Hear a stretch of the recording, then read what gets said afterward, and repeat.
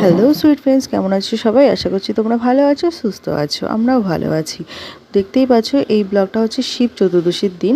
আমি প্রথমেই শিবলিঙ্গকে অভিষেক করেছিলাম পঞ্চামৃত দিয়ে, কারণ পঞ্চামৃত দিয়ে অভিষেক করতে হয়। তারপর আমি গঙ্গার জল ঢেলে দিলাম ভালো করে, পরিষ্কার করে।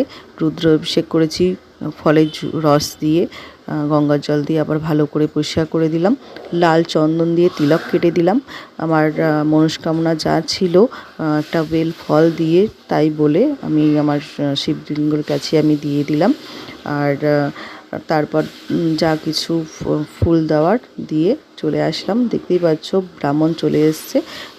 আমরা অঞ্জলি দিয়ে আমার এই ব্রতটা সম্পন্ন করেছিলাম।